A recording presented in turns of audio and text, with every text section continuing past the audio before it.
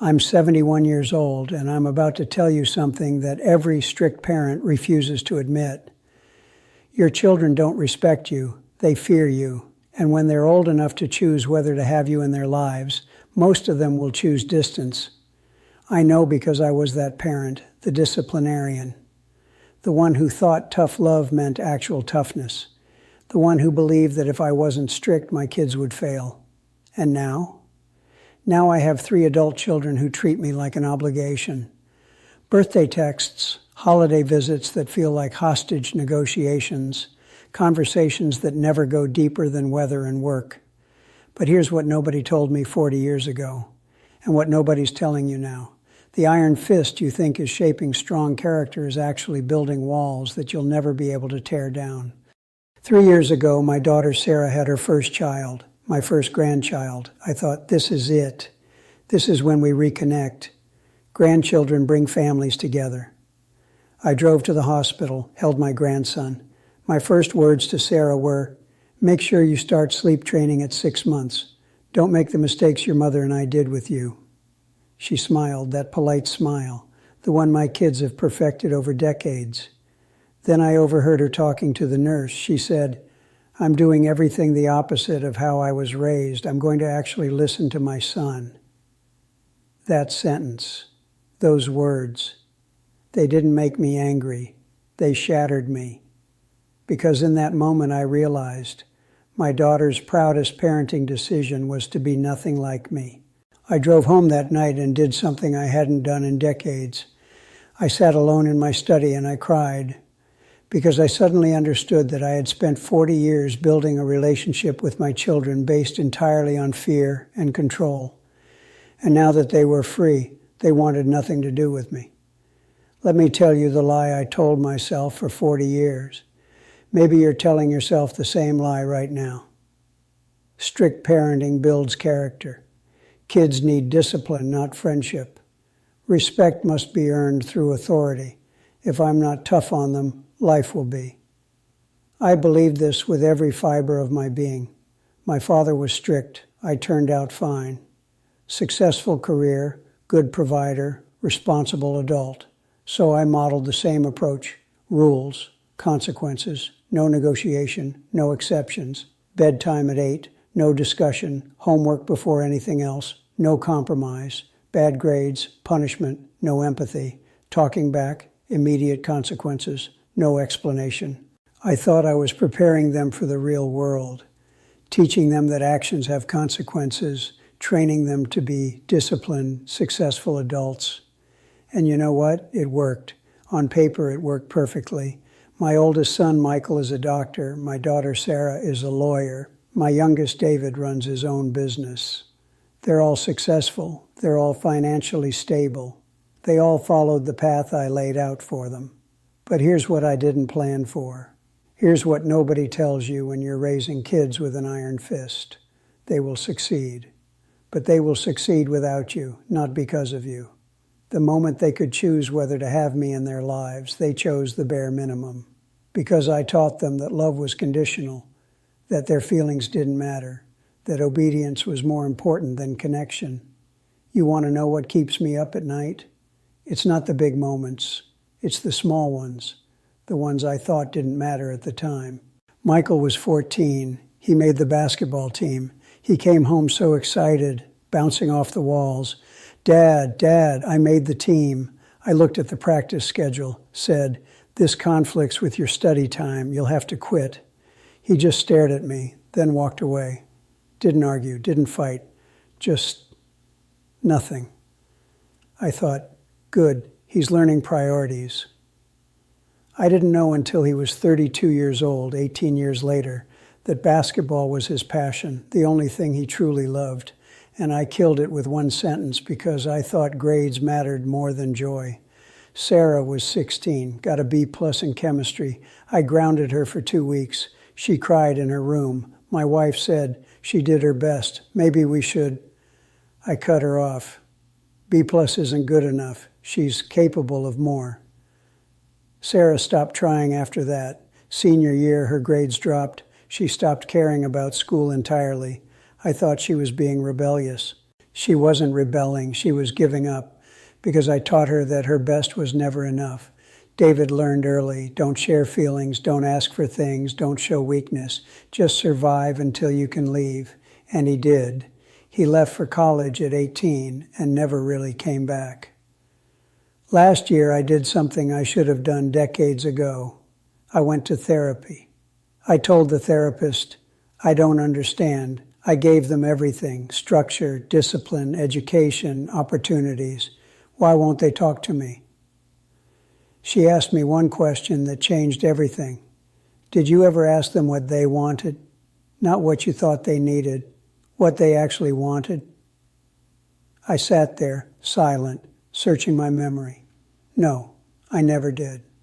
Not once did I say, Michael, what makes you happy? Not once did I say, Sarah, tell me about your dreams. Not once did I say, David, what do you need from me? I told them what to do. I corrected them when they deviated. I punished them when they failed. But I never, not once, asked them who they wanted to become. The therapist said something else, something that haunts me. Strict parenting doesn't teach children discipline. It teaches them that their feelings are dangerous, that expressing themselves leads to punishment, that the safest thing they can do is hide who they really are. And that's exactly what my kids learned. They learned to hide from me. They learned that vulnerability was weakness, that emotions were inconvenient, that love from their father came with conditions. Obey, perform, succeed, then maybe you'll be worthy of affection. You know the worst part? There were signs, so many signs, and I ignored every single one. When Michael was 12, he drew me a picture, a family portrait. Everyone was smiling except me. I was just a dark figure in the corner. I laughed it off. That's what you think of Dad, the bad guy? He didn't laugh. He just put the drawing away and never showed me his art again. When Sarah was 15, she stopped telling me about her day. I'd ask, how was school? She'd say, fine. That was it, every day. Fine. I thought she was being a typical teenager. I didn't realize she had learned that sharing anything real with me only led to criticism or correction. When David was 10, he fell off his bike, scraped his knee pretty badly, started crying. I said, big boys don't cry, get up. He stopped crying immediately, swallowed it, and I remember feeling proud. That's my boy, tough. I didn't know I had just taught him that his pain wasn't welcome around me, that showing emotion was shameful, that he needed to be someone else to earn my approval. These weren't isolated incidents, they were patterns. And I was so convinced I was right, so sure that tough love was the answer, that I couldn't see I was losing them with every interaction.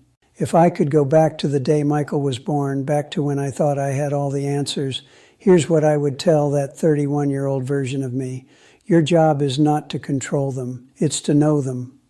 Every time you enforce a rule without explaining why, you're teaching them that authority doesn't need justification. Every time you punish without listening to their side, you're teaching them that their perspective doesn't matter. Every time you say, because I said so, you're teaching them that power matters more than understanding. Every time you dismiss their feelings as overreactions, you're teaching them to hide those feelings from everyone, forever. You think you're building strong, disciplined adults. You're actually building people who will never feel safe being vulnerable with anyone, including their own children. You think you're preparing them for a harsh world. You're actually making them believe that harshness is love. And one day when they're grown and successful and living the life you demanded they live, they will look at you and realize you don't actually know who they are. You never did. Because you were so busy molding them into who you thought they should be, you never bothered to discover who they actually were. Here's what I want you to understand. Not take into consideration, not think about, understand. Your children are learning right now, today, whether it's safe to be themselves around you. Every time they share something and you respond with criticism, they learn. Every time they make a mistake and you respond with anger, they learn. Every time they express emotion and you tell them to toughen up, they learn. They're learning whether you're a safe person, whether you see them, whether you accept them as they are, or only approve of who you want them to be. And here's the part that will devastate you if you don't hear it now. This learning is permanent. By the time they're 18, the pattern is set. They will either trust you or they won't. They will either feel safe with you or they won't. They will either choose to keep you close or choose distance, and you won't get a do-over. I know you think you will. I thought that too. When they're older, we'll be friends. When they mature, they'll understand I was doing my best. No, they won't. When they're older, they'll have their own lives, their own families, their own support systems that don't include you, because you spent 2 decades teaching them they didn't need you emotionally, only practically. And one day when they don't need you practically anymore, you'll realize you have nothing left. You'll have adult children who see you twice a year out of obligation, who answer your calls in 3-minute increments, who never share real problems with you because they learned long ago that you don't create safety, you create judgment. You'll have grandchildren who barely know you because their parents will protect them from the same conditional love you gave. You'll be 71 like me, wondering why nobody calls, why holidays feel stiff, why your children seem closer to their friends' parents than to you. And you'll realize you built this, every harsh word, every dismissal, every moment you chose control over connection. This is the future you're creating right now, today. I can't get those 40 years back. I can't undo the damage. I'm trying now, apologizing, changing, showing up differently. But the foundation is cracked. We're making progress, slow progress. But I'll never have what I could have had if I'd done this right from the beginning. You still can. You have time. Your kids are still forming their understanding of who you are. They still believe you might change. They're still testing whether it's safe to be real with you, but that window is closing.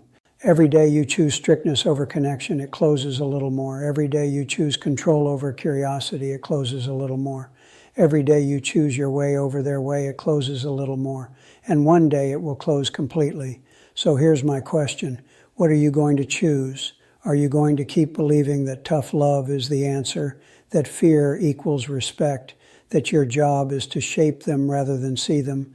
Or are you going to stop today and ask yourself, what if I'm wrong? What if strict isn't strong? What if I'm building walls instead of character? Your kids won't remember the rules. They'll remember whether you made them feel loved. Don't take 40 years to learn that. Don't end up like me, 71 years old, wishing your children wanted to call. The choice is yours, but it won't be yours forever.